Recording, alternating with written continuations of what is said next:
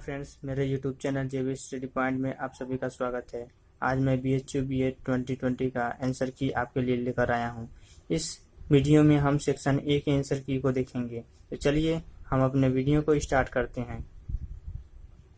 पहला क्वेश्चन दिया गया है, भारत में वर्ष 2019 में प्रारूप राष्ट्रीय शिक्षा नीति हेतु गठित समिति का अध्यक्ष कौन था?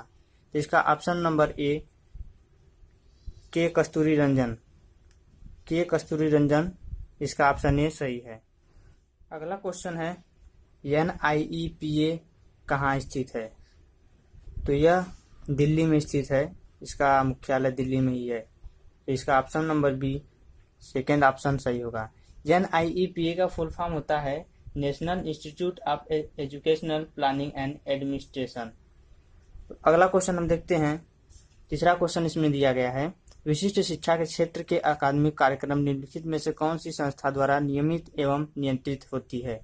तो इसका option number 3 national council for education, यह ऑप्शन बिल्कुल सही है। अब हम अगले क्वेश्चन की ओर देखते हैं।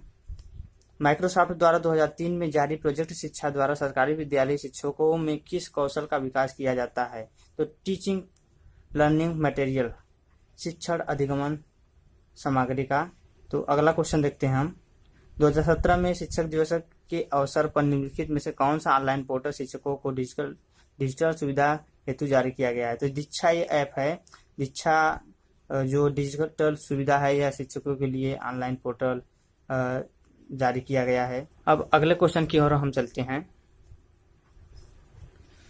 तो छठवां क्वेश्चन है, परीक्षा में तनाव के प्रबंधन हेतु प्रधानमंत्री द्वारा लिखी गई किताब का शीर्षक क्या है?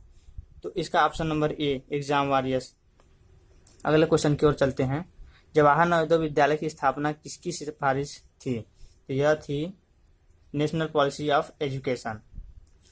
नेक्स्ट क्वेश्चन है, नई शिक्षा नीति 2019 द्वारा अनुशंसित नई पाठ्यक्रम संरचना क्या है? इसका ऑप्शन नंबर 1 बिल्कुल करेक्ट है, क्योंकि अभी हाल ही में 10+2 को हटाकर 5+3+3+4 के रूप में किया गया है नई शिक्षा नीति के द्वारा।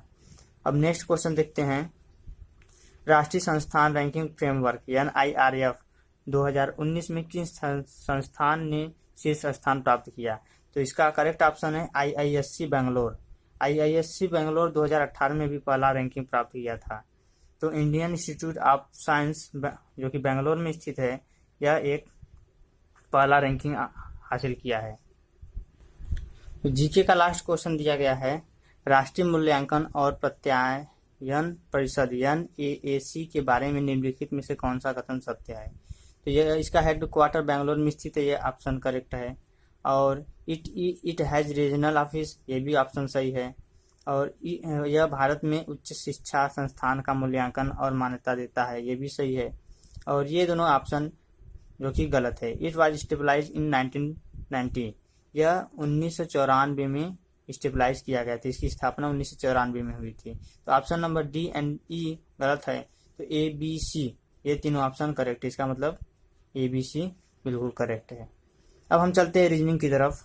रीजनिंग में वाला जो 11 क्वेश्चन है, केतन की ओर इशारा करते हुए नम्रता ने कहा, वह मेरे पिता के इकलौते बेटे का बेटा है। केतन की माँ नम्रता से कैसे संबंधित है? तो इसका ऑप्शन नंबर 1 करेक्ट होगा। नेक्स्ट क्वेश्चन दिया गया है, यदि स्कॉटलैंड को 1 2 3 4 5 6 7 8, लोन को 1 4 3 5 एंड लोट्स को 8 1 2 4 में लिखा जाता है तथा DAN को 537, SON को 458 लिखा जाता है, तो C के लिए कोड क्या होगा? तो C के लिए कोड होगा 5। अब नेक्स्ट क्वेश्चन दिया गया है, रीजनिंग का है, एक निश्चित कोड में फायर को QHOE, मूव को ZMWE लिखा गया है, तो ओवर को किस कोड में लिखा जाएगा? तो ये बहुत ही इजी क्वेश्चन है दोस्तों। देखिए यहाँ पर O का कोड दिया गया है हमारा M, और उसके बाद V का कोड क्या है? V का W है। ऐसे ही E का कोड क्या है? E का कोड यहाँ पर मिलेगा आपको, E का कोड है E। और R का कोड क्या है? R का कोड O है। तो ऑप्शन जब आप इस पर देखेंगे तो यही ऑप्शन सही होगा, MWEO। ऑप्शन नंबर 2 बिल्कुल करेक्ट है।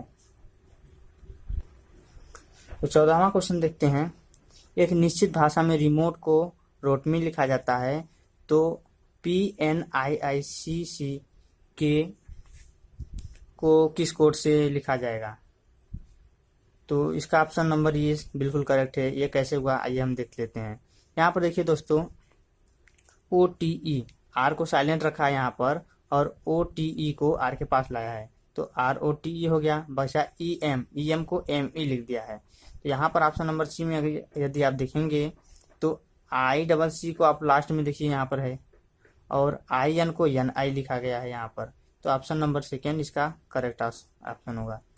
अब नेक्स्ट क्वेश्चन दिया गया है, यदि निश्चित भाषा में पॉपुलर शब्द को Q, P, Q, V, M, BS में कोडित किया जाता है तथा तो पूछा गया है कि G, B, N, P, V, T को किस में कोडित किया जाएगा? इसका ऑप्शन नंबर सेकेंड करेक्ट है। यह कैसे हुआ आइए देखते हैं।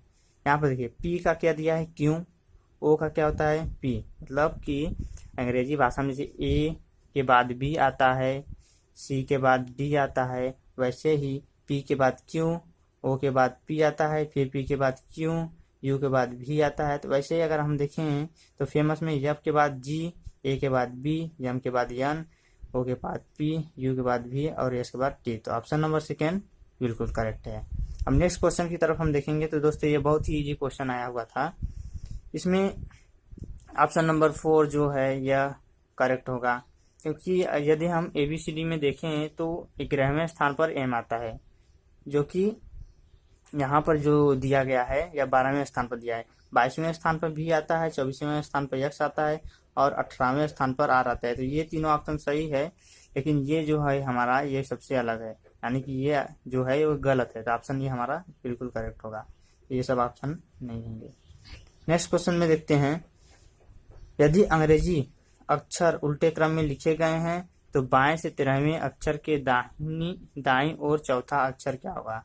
तो 13 + 4 यानी कि 17वां, बाएं से 17वां, यानी हम शुरू से कह सकते हैं 10वां नंबर, शुरू से 10वां नंबर 26 नंबर होता है। 26 में से आप 17 + 1 ये करेंगे तो आएगा 10वां। तो 10वें स्थान पर क्या आता है J, तो ऑप्शन नंबर फर्स्ट करेक्ट होगा। 18वें क्वेश्चन का ऑप्शन नंबर 2 सही होगा, क्योंकि यहाँ पर Y और Z लगातार आ गया है और बाकी किसी में ऐसा नहीं दिया गया है। और ये सब जो 2-2 का गैप है, प्रत्येक के बीच में 2-2 का गैपिंग है। और इसमें देखेंगे तो 2-3 2-3 इस तरह का गैपिंग है, ऐसे 2-3-1 का, लेकिन इसमें लगातार बढ़ा है, यानी कि एक भी गैपिंग नहीं रखा है। तो ऑप्शन नंबर 2 करेक्ट होगा। अब आते हैं नेक्स्ट क्वेश्चन पे। रोहन उत्तर की ओर 3 किलोमीटर की दूरी तय करता है, फिर अपनी बाईं ओर मुड़ता है और 2 किमी चलता है। वह फिर बाएं मुड़ता है और 3 किमी चलता है। वह इस बिंदु पर वह अपनी बाईं ओर मुड़ता है और 3 किमी चलता है, तो शुरुआती बिंदु से कितने किलोमीटर दूर? इसका ऑप्शन नंबर 1 करेक्ट होगा। देखिए दोस्तों, यहाँ पर पहले रोहन उत्तर की तरफ जाता है, तो उत्तर दिशा इधर होती है, उत्तर की तरफ गया 3 किमी, फिर वैसे ही बाएं जब मुड़ा तो 2 किलोमीटर चला, अब फिर बाएं मुड़ा 3 किमी चला है और उसके बाद पुनः 3 किमी चला है। तो यहाँ पर अगर हम देखेंगे तो ये होगा हमारा 2 और यहाँ प्रारंभिक स्थान था, तो यह होगा 1 किलोमीटर जो होगा वह सही होगा। तो आइए दोस्तों, अब रीजनिंग का लास्ट क्वेश्चन हम देखते हैं। 5 लड़कों ने एक दौड़ में भाग लिया। राज मोहित से पहले लेकिन गौरव से पीछे। राज है या मोहित से पहले लेकिन गौरव से पीछे, इसका मतलब गौरव भी आगे है। फिर आगे दिया है आशीष संचित से पहले लेकिन मोहित से पीछे। तो आशीष जो हो गया उसको मोहित से पीछे करना है, लेकिन संचित से पहले। यहाँ पर दौड़ में सबसे आगे कौन हुआ? गौरव। तो इसका ऑप्शन नंबर सेकंड सही होगा। अब 21 टीचिंग एप्टीट्यूड से क्वेश्चन अब 10 को पूछा गया है, तो इसको भी देखते हैं। एक विद्यार्थी के सामाजिक व्यवहार में अपेक्षित सुधार लाने के लिए निम्नलिखित में क्या नहीं करना चाहिए? तो इसमें ऑप्शन नंबर फर्स्ट जो होगा वो करेक्ट होगा। विद्यार्थी की समस्या का विश्लेषण नहीं करना चाहिए। नेक्स्ट क्वेश्चन दिया है, कक्षा में समूह क्रियाएं उन्नत करने में मदद करती हैं। कंपटीशन, बच्चों के बीच में अगर कंपटीशन है तो वे बहुत ही ज़्यादा उन्नति करेंगे। तो इसका ऑप्शन नंबर सेकेंड और फर्स्ट सही होगा। तो चलिए दोस्तों, आगे क्वेश्चन हम देखते हैं। अब अगला क्वेश्चन है, छात्रों में सृजनात्मक चिंतन के विकास हेतु शिक्षक को चाहिए कि। इसका ऑप्शन होगा give them lecture on tradition, उन्हें परंपराओं पर भाषण दें। नेक्स्ट क्वेश्चन देखते हैं। संकोची विद्यार्थी में आत्मविश्वास विकसित करने के लिए आप एक अध्यापक के रूप में क्या करेंगे? दोस्तों, यदि कोई विद्यार्थी अगर किसी बात को कहने में संकोच करता है तो सबसे पहले टीचर उसे एक ऐसा अवसर देंगे कहने के लिए जिसमें वह जानते हैं लेकिन दूसरे नहीं जानते हैं, तो इससे उसका उत्साह बढ़ेगा। तो ऑप्शन नंबर फर्स्ट जो होगा वो करेक्ट होगा। नेक्स्ट क्वेश्चन है, शिक्षक कक्षा में प्रश्न पूछता है। कोई भी शिक्षक कक्षा में प्रश्न क्यों पूछता है? वह इसलिए पूछता है कि विद्यार्थियों की अभिव्यक्ति तथा अंतर क्रिया को प्रोत्साहित करने के लिए। तो ऑप्शन नंबर 4 इसका करेक्ट होगा। तो दोस्तों, अब हम आगे क्वेश्चन चलो देखते हैं। नेक्स्ट क्वेश्चन है, अगर कोई छात्र अकारण आपके साथ दुर्व्यवहार करे तो आप क्या करेंगे? आप प्रधानाध्यापक से शिकायत करेंगे, क्योंकि स्कूल में हमें सिखाया जाता है कि यदि कोई बच्चे शरारती हैं, यदि झगड़ा करते हैं तो आप कंप्लेन कीजिए प्रधानाध्यापक को। तो गार्जियन को स्कूल में तो बुलाएंगे नहीं, तो ऑप्शन नंबर सेकेंड जो होगा वो सही होगा। और हमारे पास अधिकार भी नहीं होता है कि उसको सजा दें, इसलिए ऑप्शन नंबर सेकेंड सही होता है। नेक्स्ट क्वेश्चन देखते हैं, विद्यालय में छात्रों को अभिप्रेरित करने के लिए आप क्या करेंगे? दोस्तों, ये क्वेश्चन काफ़ी बढ़िया क्वेश्चन आया हुआ था। यदि किसी विद्यार्थी को आपको मोटिवेट करना है, सपोज कीजिए कि आपका कोई फ्रेंड है, वह काफ़ी नीरस हो चुका है, तो उसको मोटिवेट करने के लिए आप क्या करेंगे? तो आप एक किसी न किसी महान व्यक्ति का आप उसके सामने एग्जाम्पल पेश करेंगे। तो ऑप्शन नंबर सेकेंड जो होगा वो सही होगा। तो give example of famous people. Next question देखते हैं, जब कक्षा में छात्रों की संख्या बहुत अधिक हो तो सबसे बड़ी हानि होती है। सबसे बड़ी हानि होती है अध्यापक छात्रों को व्यक्तिगत ध्यान नहीं दे पाता है। तो इसका ऑप्शन नंबर 4 बिल्कुल करेक्ट होगा। क्वेश्चन नंबर 29 में पूछा गया है, प्राथमिक स्तर पर शिक्षा का माध्यम मातृभाषा होना चाहिए, क्योंकि इससे बालकों को पाठ्यक्रम समझने में सुविधा होती है। यदि छात्र को उसी की भाषा में शुरू में अध्ययन कराया जाए तो उसको समझने में बिल्कुल सुविधा होती है। जैसे आप सोचिए कि यदि आपका बच्चा हिंदी में सब कुछ जानता है और उसको अंग्रेजी में आप समझाए तो उसको समझ में नहीं आएगा, इसलिए उसकी मातृभाषा बहुत ही इम्पॉर्टेंट होती है किसी भी विषय वस्तु को समझने के लिए। नेक्स्ट क्वेश्चन देखते हैं, जब कोई विद्यार्थी अप्रासंगिक प्रश्न पूछता है तो आप क्या करेंगे? आप उसकी गलती का आभास कराएंगे। इसमें ऑप्शन होगा उसकी गलती का आभास कराएंगे। उसका मजाक नहीं उड़ाना चाहिए, नहीं उसको अवॉइड करना चाहिए और नहीं इनकरेज। इसका ऑप्शन नंबर सेकेंड बिल्कुल करेक्ट है। तो फ्रेंड्स, सेक्शन ए के क्वेश्चन को हमने आज के वीडियो में देखा है। अब नेक्स्ट वीडियो में हम मैथ के क्वेश्चन को देखेंगे। दोस्तों, यदि आपको किसी क्वेश्चन में कोई डाउट है तो आप कमेंट बॉक्स में मुझसे पूछ सकते हैं। यदि आपको किसी प्रश्न का उत्तर गलत लगे तो कृपया कमेंट बॉक्स में ज़रूर बताएं और अपने दोस्तों को शेयर करें इस वीडियो को, ताकि वो भी अपने आंसर की को देख लें और मैच करें। कमेंट बॉक्स में कमेंट करके हमें बताइए कि आपका कितना क्वेश्चन सही हुआ जीके में, रीजनिंग में और टीचिंग एप्टीट्यूड में। तो अगले वीडियो के लिए हम मैथ का वीडियो देखेंगे। तो तब के लिए धन्यवाद।